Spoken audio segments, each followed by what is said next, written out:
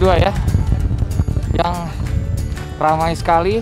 Jadi kita akan terus berjalan aja karena kita juga baru mulai banget mendaki, jadi nggak perlu istirahat di sana. Nah biasanya kalau kita jalan kaki dari awal pasti istirahatnya di sini sekitar makan siang. Jangan di depan sana, sungguh cantik sekali ya, luar biasa.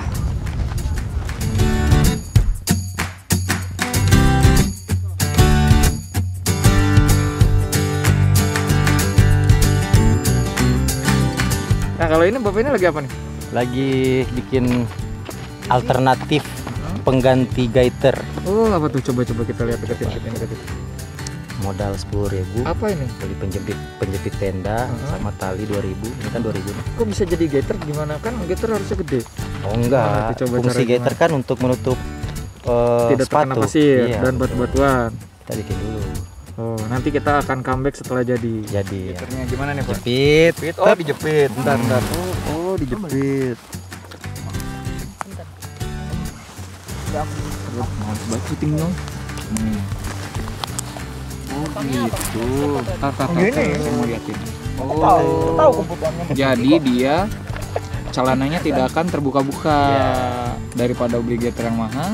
Ini 10.000. Ini 10.000. Pintar juga. Itu Banyak dia. perusahaan bangkrut ya gara-gara Aduh, Misbah. maaf Sama ya. seperti ketika Misbah menemukan sebuah penemuan canggih. Apa tuh, Pak? Yaitu daripada bawa kursi ke gunung, Oh, lebih baik ini. pakai ini. Kita tinggal menggunting matras, lalu bisa dipakai Hmm. duduk. Dan ini bisa dilipat di tas kecil. Misbah man of the match.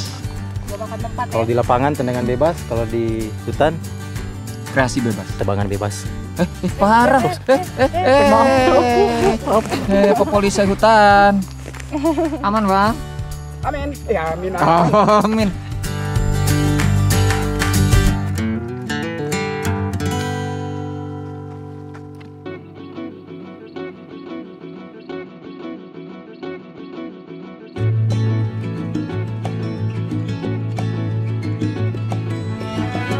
Keren.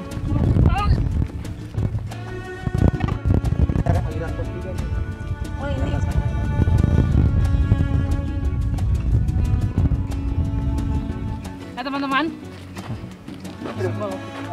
Ini ada orang aneh pakai BH di muka, lihat. soalnya daripada matanya jelalatan, kurang aja.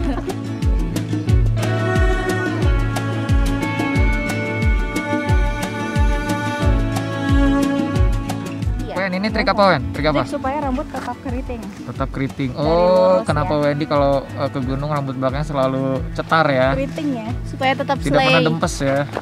Jadi diikat satu dulu kan. Hmm. Terus dari itu nih jempol. Taruh sini. Terus digulung di jempolnya nih. Oh, dipelintirin gitu. Dipelintir. Terus jempolnya dikeluarin. Ikat pakai Kan jejak. ada bolongnya nih. Terus diikat pakai jejak. Oh iya. Nanti yang terjadi adalah Yang terjadi adalah wow. Ternyata itu rahasianya ya. Terjawab.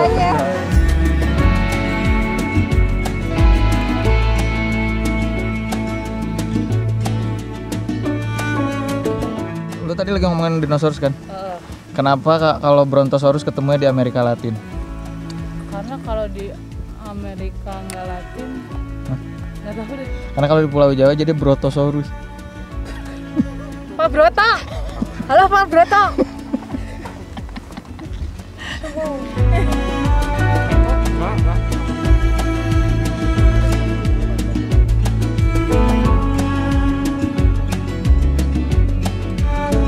Balik dulu.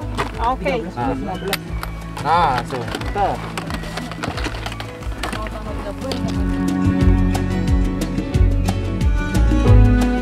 Ya seperti kita ketahui ya, Gunung Rinjani menyenangkan untuk jajan sebenarnya ya.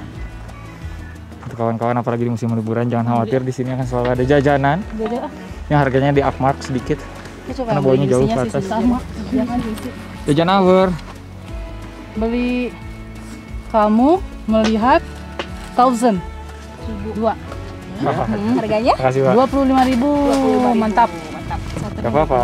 Sepadan. Sepadan lah, bawa ke sininya juga sebentar. Itu namanya prinsip ekonomi. Ya, Semakin tinggi demand dan semakin langka barang, harganya akan semakin mahal. Kalau di atas 50. lucu, ini mukanya tuh panjang banget. ya emang muka panjang kayak pakai minum. Halo. Hai, halo. Mulai banyak nih. Yuk. Seekor kera terpuruk terpenjara dalam goa. Hukuman. Basah. Sop apa yang paling sadis? Saudara. Oke, kita udah nyampe pos 3. Kalau dulu Atap Negeri camp sini, inget yang tebak-tebakan? Yang gajah, gimana cara masukin gajah ke dalam kulkas tuh? Penonton lama pasti tahu. Nah, dulu juga sebenarnya sebelum Atap Negeri, saya juga sempat ngecamp di sini. Tapi sini itu dulu tidak setinggi ini. Ini mungkin terjadi penumpukan.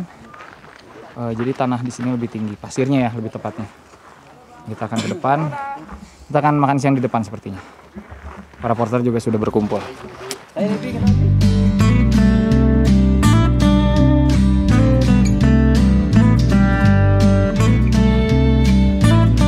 Tadi saya belum sempat nanya namanya Pak, apa siapa? Nama saya Pak Hilal. Hilal. Iya. Kalau itu? Sheryl. Ariel. Kalau Bang sana? Dimas. Itu adiknya Hercules. Hercules. Bang Hercules masih di belakang. Masih di belakang. Berarti Pak Hilal, Iya. Bang Ariel, Bang Dimas.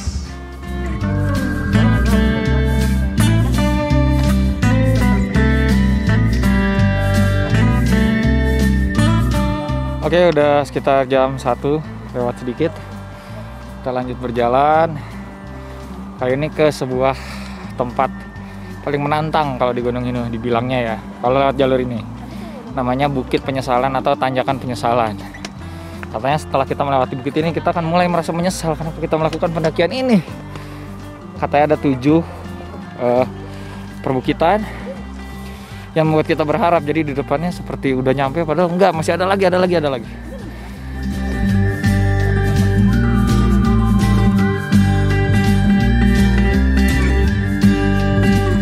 Yang menyebalkan dari Tanjakan Penyesalan itu kita bisa melihat dengan jelas orang-orang di kejauhan masih berjuang untuk naik. Ini belum ada setengahnya.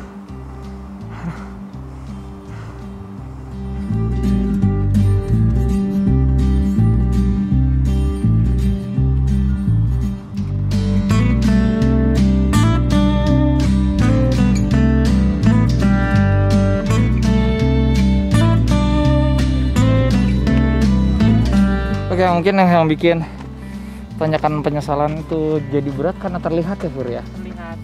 Sebenarnya beberapa gunung juga tanjakannya seperti ini, cuma memang ini karena terbuka sekali, jadi kita bisa melihat orang-orang tuh ngelangkahnya gini banget. Buset. Dan mungkin satu hal lagi sugesti ya, karena namanya Bukit atau Tanjakan Penyesalan. Jadi kita ketika tahu, wah kenapa bang namanya Bukit Penyesalan? Mau baru diceritain, waduh jadi takut nih. Coba kalau namanya Bukit Hura kan beda lagi ya. Bukit Semangat. Kita ganti mungkin besok jadi Bukit Semangat boleh? Oh jangan dong, kan kearifan lokal.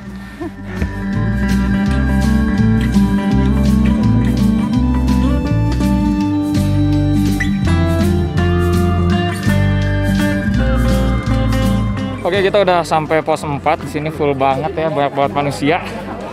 Ini yang disebut Gunung Rasa Pasar, tapi nggak apa-apa. Memang Rinjani ini adalah primadona, salah satu primadona gunung di Indonesia, dan juga ini sedang musim pendaki ya karena cerah.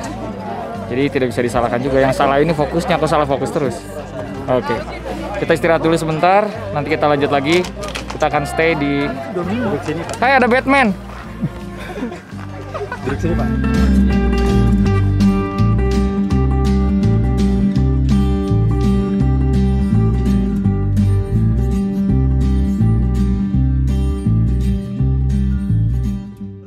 Kenapa disebut Hercules? Bang siapa sih nama aslinya? Hananuddin nama saya. Hananuddin. Waktu itu 2013 saya bawa rombongan dari Bekasi, open trip, pendakian bersama sih. Apa namanya? Yang pasnya disebut kalau dulu. Tapi ngetrennya sekarang itu open trip namanya kan gitu. Rombongannya 58 orang waktu itu. Awalnya saya bawa keril dari bawah itu 1, bertambah di pos 1, nambah lagi 1. di pos ya di pos 3 nambah 3. Karena kenapa? Nambah jadinya 5 carrier. Iya. 5 carrier. Nah, banyak yang banting keril itu pesertanya yang 58 itu. Oh, pada nggak kuat. Ya, total sampai Pelawangan itu dari pos 3 7 keril. Diangkat sendiri. Iya. Dari situ disebut Turunan, Hercules. Pak. Satu rate itu saya panggul yang 4 keril itu. Satu kali jalan, turun lagi ambil yang 3 itu. Nah, kita 1 2 3 4 5 6 cocok. Setuju. Kita recreate lagi.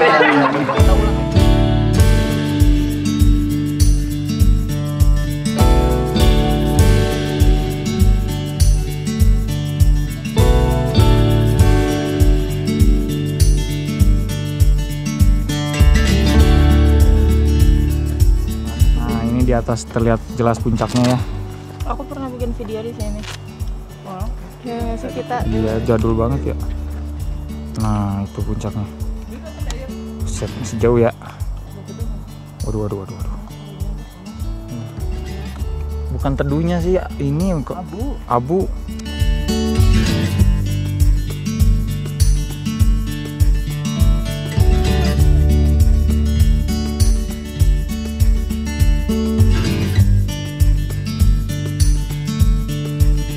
Emang melakukan perjalanan di Rinjani ini harus santai ya, karena banyak sekali pemandangan yang bisa kita tangkap.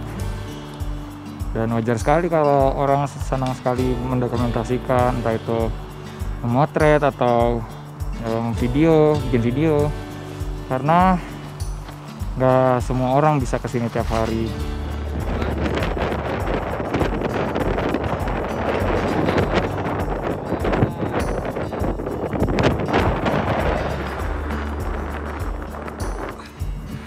Ada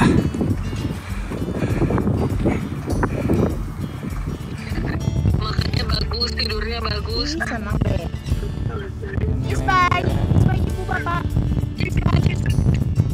pemandangan paling cantik Neng.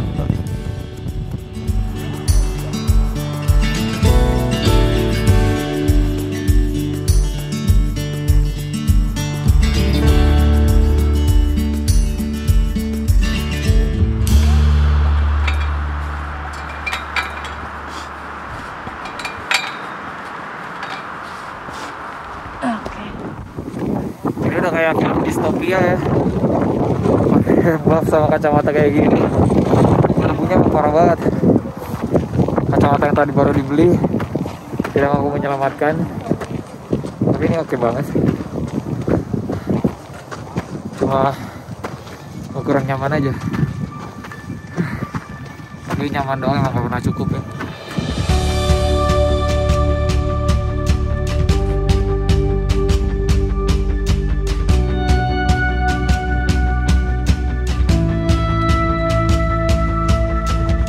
Akhirnya kita sampai di Semeru.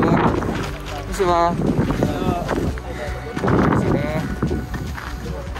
cuaca cukup cerah meskipun sedikit berawan di sana sini. Ini sih, tapi akhirnya kita nyampe juga. Mantap.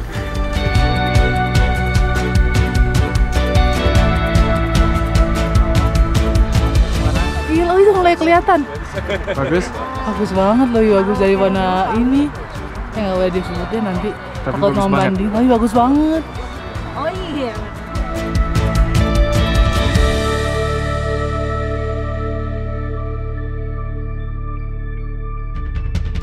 Bagus banget. Kalau Mes?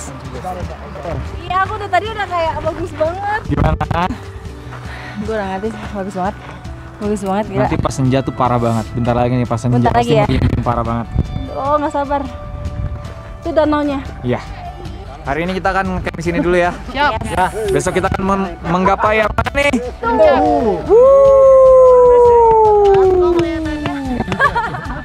Dekat kok. Dekat kok kalau di Zoom.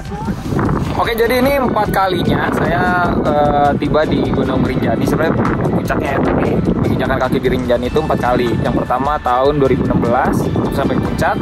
Yang kedua tahun 2017 bareng Akia. Tapi kita nggak nyampe puncak karena waktu itu Akia di Jalan Tumpung itu kita kita benar-benar udah di letter E tapi nggak lanjut akhirnya, karena meskipun ya kadang nyesel ya kayak kenapa dulu nggak bilang nyesel lagi kalau kita pulangnya nggak selamat ya kan.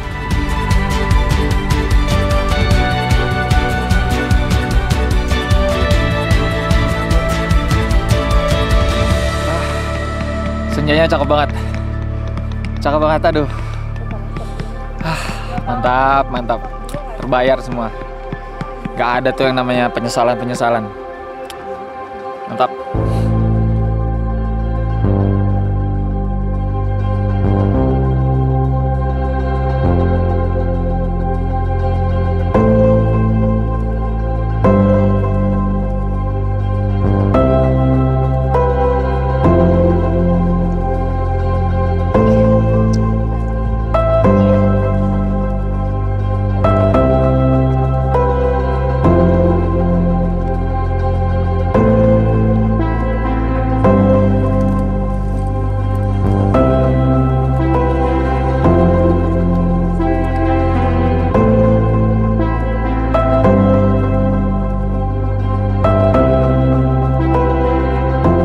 Oke, semua udah beres.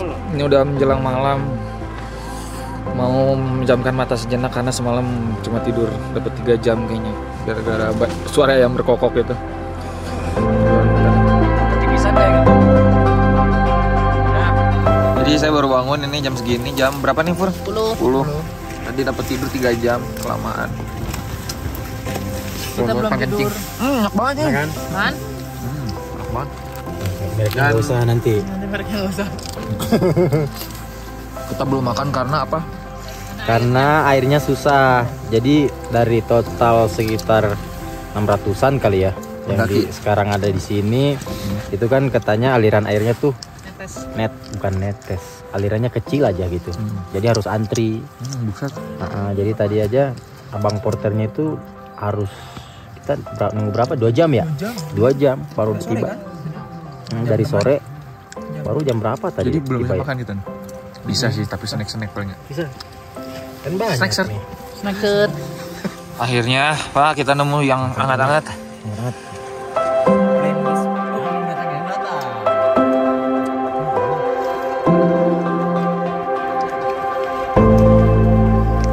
Ini kita terlambat bangun jam 2. Tadi tidur lagi terus makan. Aduh, ini bisa nyampe nggak ya? Nyampe lah ya, insya Allah ya. Oke, kita siap-siap dulu. Padahal udah alarm jam 1 tapi enak banget tidur. Meskipun terlambat harus tetap sarapan. Harus tetap isi perut. Pondasi. Ada baiknya kita berdoa terlebih dahulu. Semoga hari ini kita bisa muncak dengan lancar dan kembali dengan selamat. Berdoa di penjara.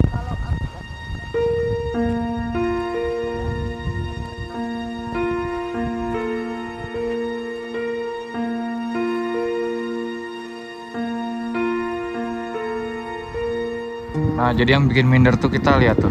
Kita harus terus ke atas tuh. Cahaya-cahaya lampu itu naik terus ke atas. Baru kita melipir ke kiri, baru puncak. Secara teori mudah.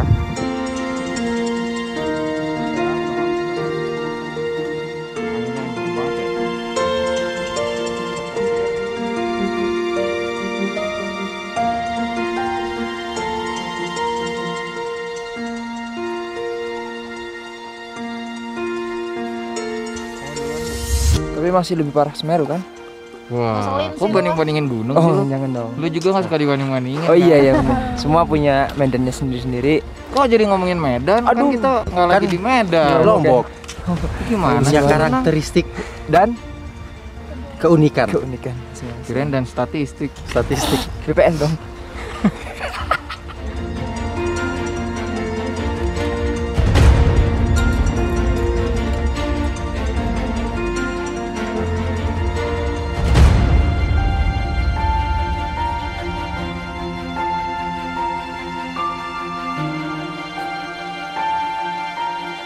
Oke, ini baru 1 jam berjalan dan ternyata baru ingat trek itu gini banget ya. Memang kalau kita beberapa kali ke satu tempat, hal-hal buruknya selalu dilupakan nih. Jadi kita coba ingetnya yang enak-enaknya aja. Ternyata banyak trek yang nggak enaknya juga. Jadi dari sini kita tinggal melipir ke kiri, Tapi ya itu menuju ke kirinya ini sangat berat ya. Baru nanti sedikit landai, baru terakhir letter E yang berat lagi. Semoga tidak terlambat ya. Meskipun resikonya kalau di sini mungkin angin ya Fur ya. Ini angin aja kok. Angin bukan kawah seperti di Semeru atau Kerinci juga ya. Tapi semoga semua kondusif. Kita Bandingin? Sakit atau gimana? Enggak Ji.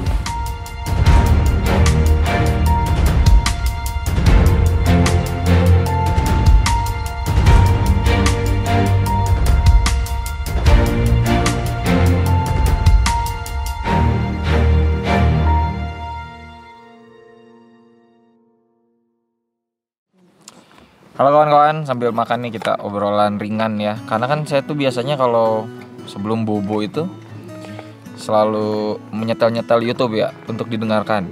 Sebuah tips kalau kamu berada di hutan dan kamu sulit tidur, bisa tuh setel-setel podcast atau kalau saya YouTube tapi audionya aja.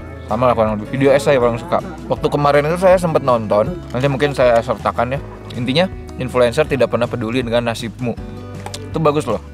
Kita tuh sering diminta berpikir bahwa kita tuh dekat gitu sama orang-orang yang kita follow. Entah apapun sebutannya, seleb, influencer atau apapun. Dan kedekatan itu membuat kita jadi ngerasa kita jadi rela mengeluarkan uang untuk beli merchandise, untuk beli karyanya. Itu bukan hal yang salah ya. Tapi ada satu level lagi nih, ketika kita udah terlalu percaya sama mereka, sampai ketika mereka mempromosikan sesuatu, kita tuh beli tanpa memikirkan masa depan kita, bener gak Bur? Contoh, influencer atau apapun itu mempromosikan kripto, waktu itu sempat booming. Terus kita jadi berpikir bahwa oh nama mereka besar, berarti mereka bisa dipercaya. Nggak tahu kenapa logika kayak gitu melekat banget ya nggak sih? Ngerasa ada orang yang namanya udah besar, berarti mereka akan selalu benar. Padahal besar belum tentu benar. Nah ketika kripto ini jatuh atau apapun bentuknya ini jatuh, si nilainya udah jadi jeblok, ya para influencer ini kan nggak tahu nasib keuanganmu gimana. Mungkin aja itu uangmu untuk nikah, untuk anak, untuk tabungan masa depan yang kamu korbankan itu. Tapi ketika gagal, mereka nggak akan peduli, mereka nggak akan ada untuk mensupport masa depan kamu. Dan gara-gara video itu, saya jadi teringat bahwa di Indonesia ada yang lebih parah dan lebih fatal. Ketika beberapa influencer mempromosikan judi online, dan itu ngerusak banget sih. Oh, motifnya nggak kelihatan. Itu ngerusak banget. Itu ngerusak keuangan negara. Parah.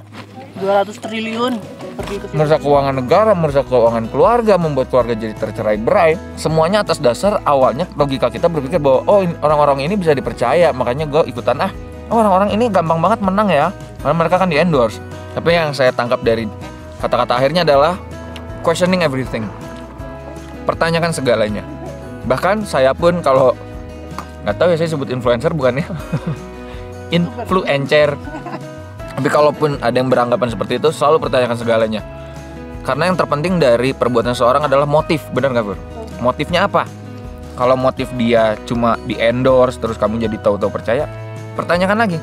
Pertanyakan segalanya. Apapun itu yang baru kamu ketahui, jangan langsung percaya. Nilai segitu mungkin bagi para influencer kecil, tapi bagi kamu itu tabungan masa depan. Makanya perhatikan lagi gitu, karena nasib keuangan setiap orang berbeda, nasib masa depan setiap orang berbeda. Perhatikan lagi, pertanyakan lagi. Bye.